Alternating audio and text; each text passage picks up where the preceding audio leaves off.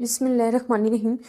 Student, आज जो हमारे पास टॉपिक है वो हमारे पास है पावर ऑफ द टेस्ट क्या है, सिग्निफिकेंस लेवल क्या है, और आपके पास टेस्ट ऑफ सिग्निफिकेंस क्या है, one tail and two tail test क्या है। इनके मैं सिर्फ आपको कॉन्सेप्ट जो है आपके क्लियर करवा लूँ कि हमारे पास पावर ऑफ टेस्ट फर्स्ट हमारे पास क्या है टॉपिक, पावर ऑफ टेस्ट हमारे पास क्या है। तो पावर ऑफ टेस्ट क्या है कि हम कहते हैं कि with respect to specified alternative hypothesis is the probability of rejecting a null hypothesis when it is actually false.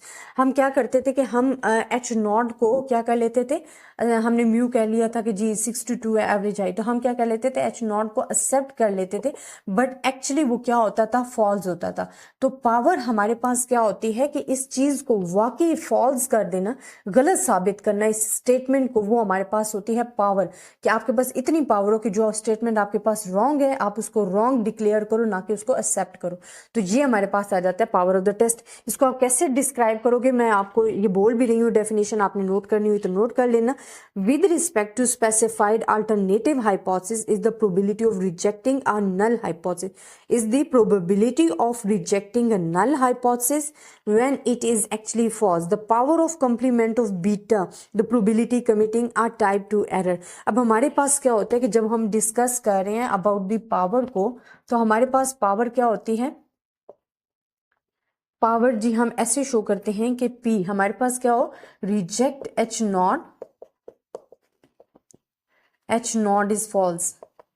हम कब रिजेक्ट, अगर हमने एक्सेप्ट किया हुआ है, इसको आप शो करते हो 1 माइनस बीटा से। अब स्टूडेंट हमारे पास क्या होता है कि जो पावर ऑफ द टेस्ट है ना, जो पावर ऑफ टेस्ट हम पढ़े, इसमें हम क्या करते हैं, रिजेक्ट एच नॉट कर देते हैं when H naught is false. अक्सर हमारे पास टाइप 1 एरर क्या था कि हमारे पास हम एक्सेप्ट एच नॉट कर रहे थे बट एक्चुअली वो ट्रू नहीं था, हमारे पास फॉल्स ही था। ठीक है, तो यहाँ आपके पास इतनी पावर होनी चाहिए कि you reject H naught when H naught is false. तो ये हमारे पास पावर ऑफ द टेस्ट होता है। अब student power of test is a measure of rejection the wrong thing। ठीक है, रिजेक्ट द रॉन्ग थिंग, ये मैं आपको साथ साथ अब डिक्लेयर करती जाती हूँ। टॉपिक मैंने आपको बता दिए कि आज हम कौन कौन से डिस्कस कर रहे हैं।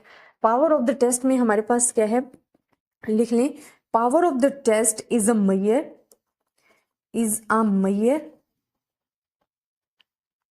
Of reject the wrong things, measure of reject the wrong thing. हमारे पास क्या होता है, जो आप पावर ऑफ द टेस्ट पा रहे हो is a measure of reject the wrong things. वो क्या होता है, measure of reject the wrong things, a test of ability to H naught, या हम इसको कह सकते हैं a test of ability, a test of ability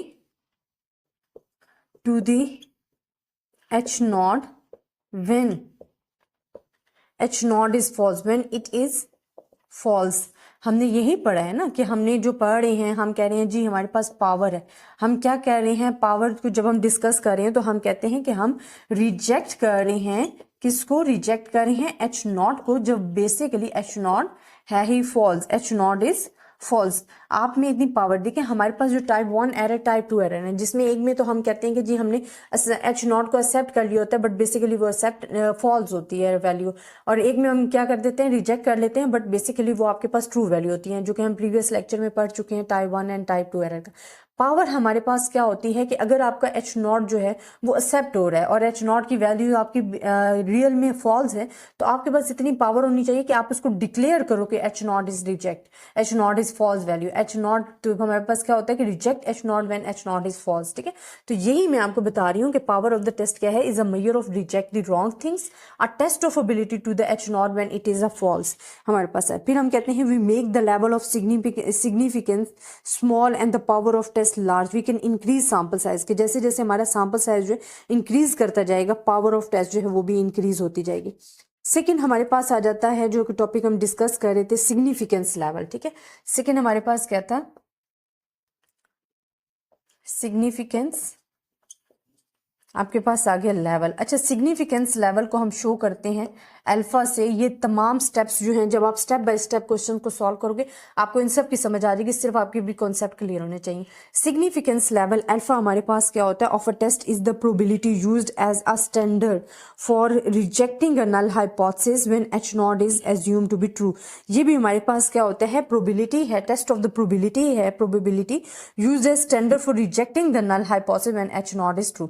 हमारे पास रिजेक्टिंग एच नॉट की प्रोबेबिलिटी हमें बताता है कि when H naught assume to be true, जब हम एज्यूम कर लेते हैं कि एच नॉट इज हमारे पास क्या है, ट्रू है, तो हमारे पास it's denoted by the alpha and the value of alpha is known as the size of the critical region. हमारे पास the most frequently used the values of significance level 0.05, 0.01, जिस तरह हम कहते थे 5%, 1%, जो मैं आपको बता भी रही थी, alpha is equals to 5%.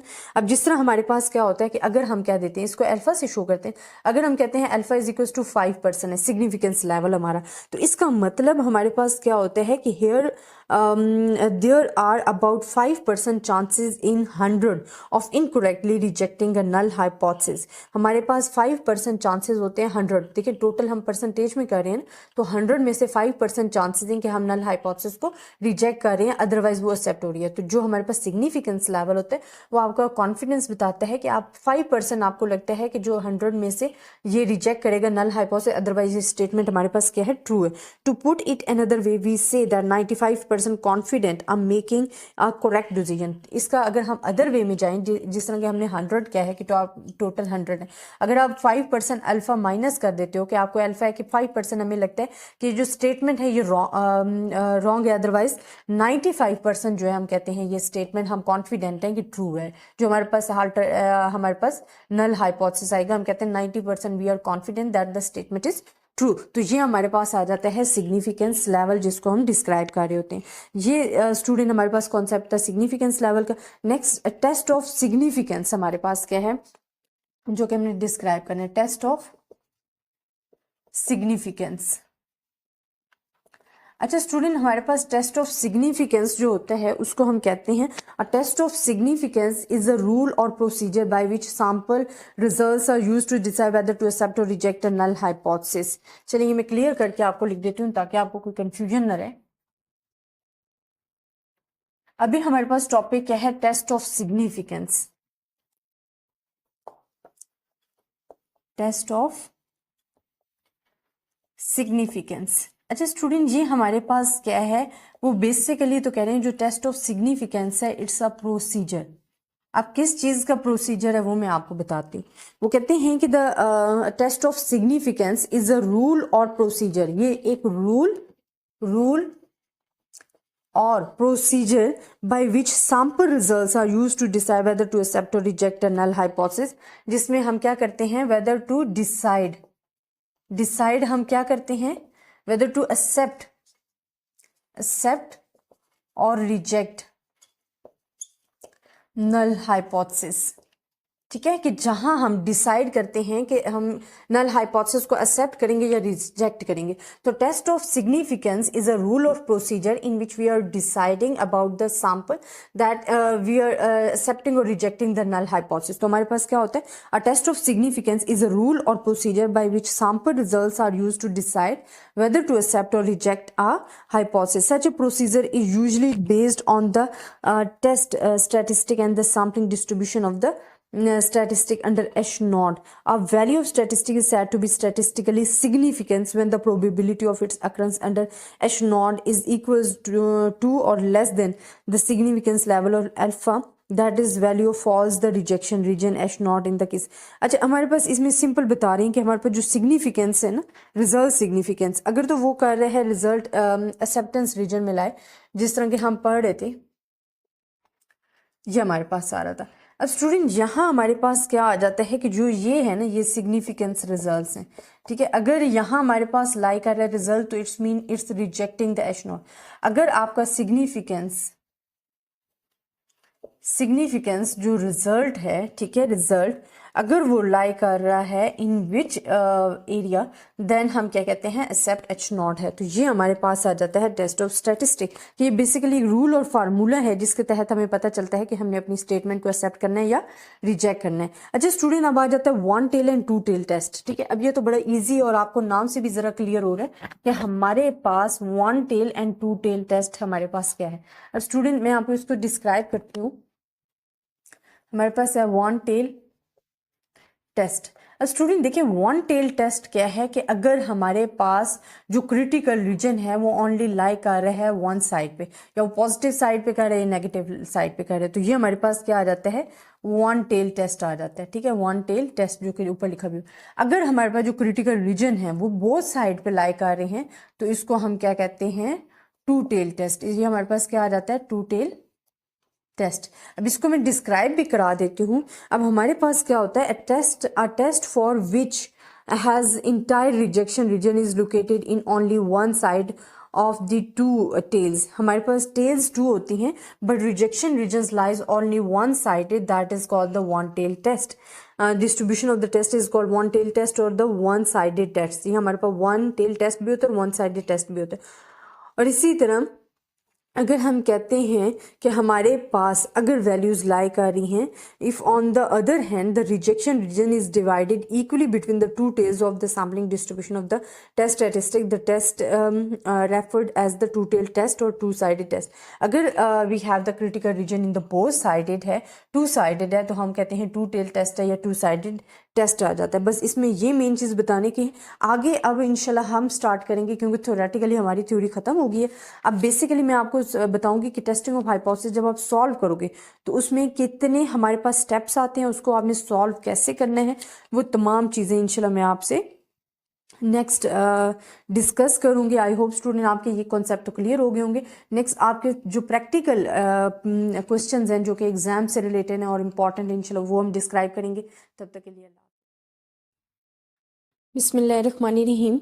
Student आज का जो हमारा टॉपिक है वो है general procedure for testing hypothesis, क्योंकि अब हम प्रैक्टिकली अपने जो क्वेश्चंस हैं हाइपोथेसिस से रिलेटेड हैं वो करना स्टार्ट करेंगे, जिसमें हम थ्री सिचुएशन जिस तरह के हम पढ़ रहे होते हैं कि when sigma is known, when sigma is unknown but both are the normal population, and third one is the non normal population जहां हमारे पास दोनों ऑप्शन होते हैं, सिग्मा नॉन है या अननोन है वहां। ये तमाम चीज़ें अब हम पढ़ेंगे, बट फर्स्ट आपको पता होना चाहिए कि जब हम टेस्टिंग हाइपोथेसिस का प्रोसेस स्टार्ट करते हैं तो उसका जनरल प्रोसीजर्स क्या होता है। लेक्चर नंबर 5 है स्टूडेंट, ये आपका चैप्टर नंबर 16 का। अच्छा, जब भी हम स्टार्ट करेंगे procedure for the testing of hypothesis about the population parameter involves the following 6 steps होते हैं। कितने स्टेप्स होते हैं आपके पास? फॉलोइंग 6 स्टेप्स होते हैं हमारे पास। ठीक है, अब वो क्या कौन कौन से स्टेप्स होते हैं पहले मैं आपको बताती जाती हूँ साथ साथ और फिर हमें क्लियर होते जाएंगे। अब हम कहते हैं कि जब भी हम general procedure for testing hypothesis कह रहे हैं, we are following the 6 steps that are necessary in each and every question. कि जब भी आप कोई भी क्वेश्चन करोगे रिलेटेड टू टेस्टिंग हाइपोथेसिस से तो आपके पास टोटल 6 स्टेप्स होंगे। तो फर्स्ट स्टेप्स जो आपके पास होगा वो आपके पास होगा जी हाइपोथेसिस। ठीक है, अब हाइपोथेसिस आपने फर्स्ट ऑफ ऑल बनाने होंगे कि जो भी आपको स्टेटमेंट गिवन होगी आपने उसमें हाइपोथेसिस बनाने होंगे। और हाइपोथेसिस जो होते हैं वो आपके 2 टाइप के होते हैं। एक तो आपको H0 गिवन होगा, एक H1 होगा या HA अक्सर लिख लेते हैं जिसको हम कहते हैं अल्टरनेटिव हाइपोथेसिस, या H1 लिख दें अल्टरनेटिव। ये नल हाइपोथेसिस है, ये अल्टरनेटिव हाइपोथेसिस। फॉर एग्जांपल इधर अगर आपको गिवन हो, जिस तरह के मैं करवाती आ रही हूँ कि normal height of the students, average height of the student mu is equal to 62 and not equal भी हो सकता है 62। ठीक है, फिर mu is greater than less than 62 हो सकता है, या म्यू इज दिस वन भी हो सकता है। ये तमाम सिचुएशंस आएंगे और इन तमाम सिचुएशन से रिलेटेड जो है क्वेश्चन मैं आपको करवाऊंगी। बट बेसिकली बताने का मकसद ये है कि इसमें आपके पास हाइपोथेसिस में आपके पास जो आपने डिस्क्राइब करना है वो आपने अल्टरनेटिव एंड नल हाइपोथेसिस लेने हैं, अपनी स्टेटमेंट में से देखना है कि हमारी स्टेटमेंट जो है हमें क्या कह रही है कि एवरेज हाइट है, फिर आपने इसे प्रूव करना है। आगे ये टेस्ट होगा कि क्या हमने जो स्टेटमेंट दी है क्या वो वाकई ठीक है, वो उसके अंदर लाई कर रही है, क्या वो एक्सेप्टेंस रीजन में लाई कर रही है या रिजेक्शन रीजन में। तो हम इसको क्या कहते हैं, कि state your problem for the hypothesis के लिए state your problem and formula and appropriate null hypothesis H naught with an alternative hypothesis H one which is to be accepted when H naught is rejected. अच्छा, अब हमारे पास क्या होता है student, अगर तो स्टेटमेंट फुलफिल हो रही है कि हमें समझ में आ रहा है कि जब हमने सॉल्व किया है, कंप्यूटेशन किया, फार्मूला लगाया और हमें यही आंसर आ रहा है कि जो म्यू है वो इज इक्वल टू 6 to 2 है, तो फिर हमारे पास क्या एक्सेप्ट होगा, एच नॉट ही एक्सेप्ट होगा। बट एच वन या अल्टरनेटिव हाइपोथेसिस जिसे हम कहते हैं, ये कब एक्सेप्ट होगा, when H naught is rejected. When H naught is reject then we accept the H1। ठीक है, कि फिर हम क्या करेंगे, एक्सेप्ट कर लेंगे H1 को। ये तो हमारे पास है पहला स्टेप जो कि हमने डिस्क्राइब कर लिया। हमारे पास 6 स्टेप्स होते हैं। सेकंड स्टेप आपके पास होता है कि सिग्निफिकेंस लेवल आपने बताना है। ये आपके पास क्वेश्चन में गिवन होता है, सिग्निफिकेंस लेवल। जैसे स्टूडेंट अल्फा आपको गिवन होता है, ठीक है, अल्फा आपको क्या गिवन होता है, या तो आपके पास 0.05 होता है, ठीक है, या 0.10 दे दिया जाता है, 0.001 दे दिया जाता है, जो भी आपको दे दिया जा रहा है, ठीक है। अल्फा मेजॉरिटी आपको ये 2 गिवन्स होते हैं। तो अल्फा अगर आपको गिवन है तो वो हमने सिग्निफिकेंस लेवल देखना है कि हम कितने % कॉन्फिडेंस है कि जो आपने स्टेटमेंट दी है वो ठीक है या गलत है, ठीक है। तो हमारे पास जो लेवल ऑफ सिग्निफिकेंस होते हैं, हम कहते हैं decide upon the significance level alpha of the test which is the probability of rejecting the null hypothesis if it is true.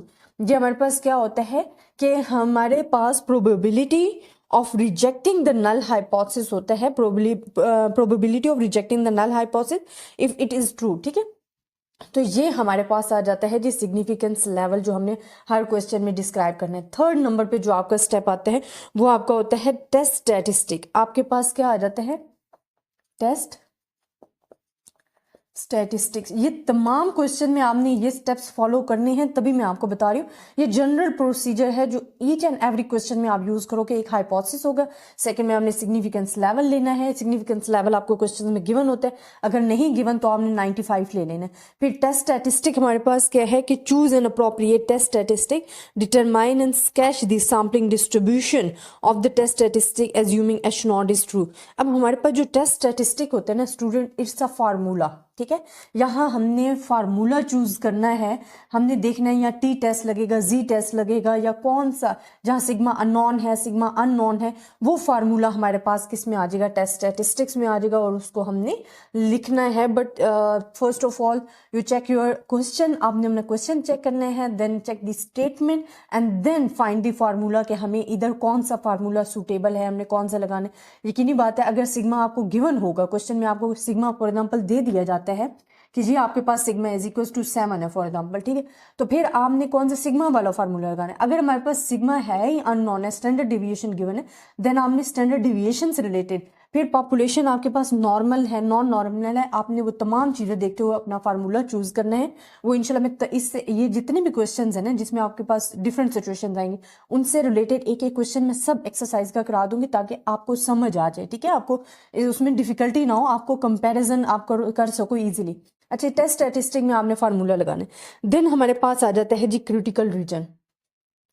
अब क्रिटिकल रीजन जो है स्टूडेंट, क्रिटिकल रीजन में आपके पास 1 साइडेड भी आएगा, 2 साइडेड भी आ सकते हैं। हम कहते हैं कि determine the rejections or critical region in such a way that the probability of rejecting the null hypothesis if it is true is equals to the significance level alpha. The location of the critical region depends upon the form of the H1।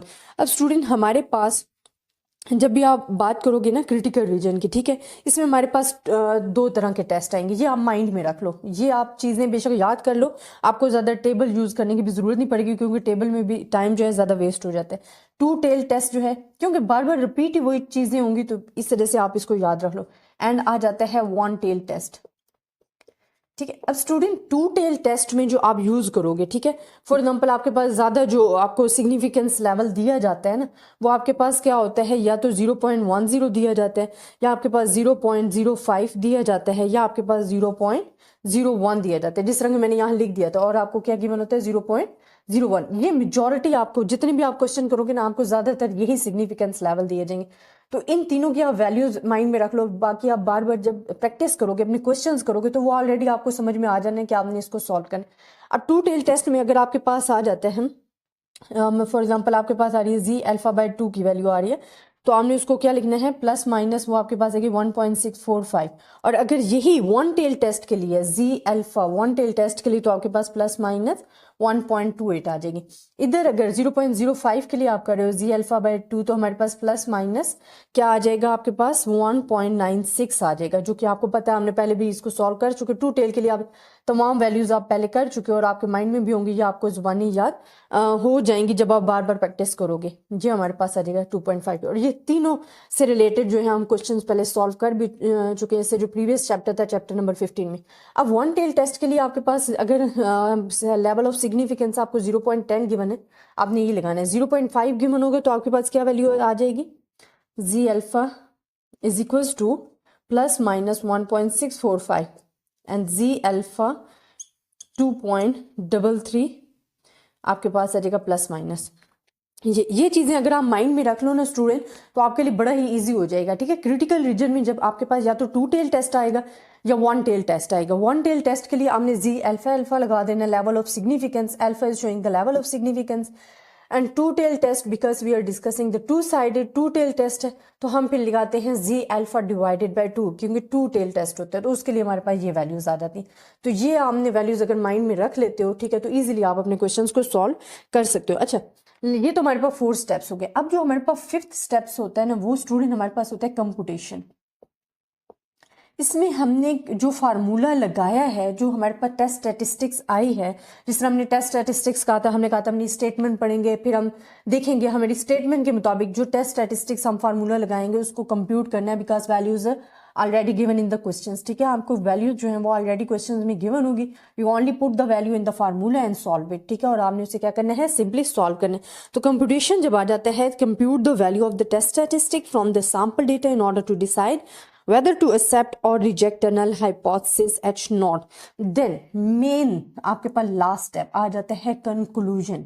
अब conclusion क्या आ जाता है कि क्या हमारे पास values जो हमने यहाँ कंप्यूट की है वो इन टेस्ट में से, अगर वन टेल टेस्ट है तो यहाँ आ जाएगा, टू टेल टेस्ट है यहाँ, इनमें से कोई भी आपको एक गिवन होगा लेवल ऑफ सिग्निफिकेंस, तो क्या वो इसमें फुलफिल हो रही है, क्या वो इसी रेंज में आ रही है, क्या वो एक्सेप्टेंस रीजन में। फिर हमने ये वैल्यूज को देखना है कि यहाँ से जो हमारे पास आ जाता है ना, अगर टू टेल टेस्ट है फॉर एग्जांपल, ठीक है, तो ये हमारे पास क्या होता है, क्रिटिकल रीजन होता है। यहाँ हमारे पास क्या होगा, एक्सेप्टेंस रीजन होता है, ठीक है। और ये आपके पास क्या होता है, रिजेक्शन रीजन होता है, रिजेक्शन। ये आपके पास क्या होता है, रिजेक्शन रीजन। अब आपने स्टूडेंट देखना है कंक्लूजन में जब आप डिस्कस कर रहे हो कि reject the null hypothesis H naught if it is computed the value test statistic falls in the critical region and include the H1 is true. Student अब हमारे पास क्या होगा कि हमने जो स्टेटमेंट गिवन दिया नल हाइपोथेसिस की, ठीक है, अगर हमारी वैल्यूज लाई कर रही है इन द क्रिटिकल रीजन में, रिजेक्शन रीजन में, इट्स मीन कि हमारे पास नल हाइपोथेसिस रिजेक्ट हो रहा है और हम किसको एक्सेप्ट कर रहे हैं, H1 को एक्सेप्ट कर रहे हैं, अल्टरनेटिव हाइपोथेसिस को हम एक्सेप्ट कर रहे हैं। तो हमने ये कंक्लूजन में लिखना है कि अगर हमारे पास ये क्रिटिकल रीजन में वैल्यूज लाई कर रही है तो we are accepting the H1 alternative hypothesis, but अगर वो वैल्यूज आपकी एक्सेप्टेंस रीजन में लाई कर रही है then we reject the H alternative hypothesis and accept the H naught, ठीक है। सिंपली स्टूडेंट अगर मैं आपको बताऊं कि अगर हमारी वैल्यू जो है रिजेक्शन रीजन यहाँ क्रिटिकल रीजन में लाई कर रही है, इट्स मीन कि आपके पास क्या हो रहा है, H नॉट क्या हो रहा है, रिजेक्ट हो रहा है, ठीक है। अगर वो एक्सेप्टेंस रीजन में आ रही है तो H नॉट आपका एक्सेप्ट हो रहा है। जहां H नॉट को आपने मेन स्टेटमेंट को देखना है कि अगर वो रिजेक्शन रीजन में आ रहा है तो वो रिजेक्ट हो रहा है, एक्सेप्टेंस रीजन में आ रहा है तो एक्सेप्ट हो रहा है। अदरवाइज आपने दूसरे को अल्टरनेटिव हाइपोथेसिस को अगर उसके ऑपोजिट ले लेना है, ठीक है। अगर ये एक्सेप्ट हो जाएगा ये रिजेक्ट हो जाएगा, अगर H नॉट ही रिजेक्ट हो जाएगा तो ये एक्सेप्ट हो जाएगा। तो ये हमारे पास general procedure for the testing hypothesis होते हैं, ये आपने माइंड में रखने। ये जो क्रिटिकल रीजन के ये जो मैंने आपको 3 वैल्यूज बताई हैं स्टूडेंट, आपके बार बार आपको जो लेवल ऑफ सिग्निफिकेंस यही गिवन होगा ईच एंड एवरी क्वेश्चन में। एग्जाम्स में भी मेजॉरिटी आपको यही लेवल ऑफ सिग्निफिकेंस दिया जाता है, इन तीनों में से आता है। तो आप अगर ये चीज माइंड में रख सकते हो तो आप टेबल पे भी इतना टाइम वेस्ट नहीं करोगे, आप इजीली उस क्वेश्चंस को सॉल्व कर लेंगे इंशाल्लाह। स्टूडेंट इससे रिलेटेड अब जो क्वेश्चंस है हम स्टार्ट करेंगे for the normal population, non normal population, इन सब के लिए हम इंशाल्लाह स्टार्ट करेंगे। आई होप आपको ये लेक्चर समझ में आया होगा। अगर आपको किसी किस्म का भी प्रॉब्लम स्टूडेंट आप डिस्कस कर सकते हो। तब तक के लिए अल्लाह हाफिज। बिस्मिल्लाहिर्रहमानिर्रहीम। स्टूडेंट, आज का जो हमारा टॉपिक है वो हमारे पास है testing hypothesis about mean of the normal population when sigma is known. We have the three situations. In first situation we have the normal population, sigma is known. Second situation normal population but sigma is unknown.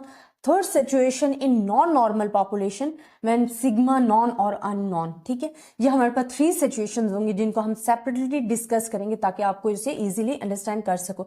अब student, testing hypothesis about the mean of normal population when sigma is non. अब इसमें क्या होगा, हमारे पास population normal होती है, sigma non होता है। देन आपने उस क्वेश्चन को कैसे सॉल्व करना है वो मैं आपको बताती हूँ। अच्छा, मैं एक एग्जाम्पल कराती हूँ ताकि आपको ये तमाम चीजें जो है क्लियर हो जाए। एग्जाम्पल जो है मैं आपको लास्ट में शो भी करा दूंगी, जो क्वेश्चंस है वो मैं आपको लिखकर बता दूंगी। But student, first of all मैं आपको आहिस्ता आहिस्ता पढ़ के बता दूं ताकि आपको क्लियर होता जाए। हमारे पास है a random sample of n is equals to 25 is given in the question.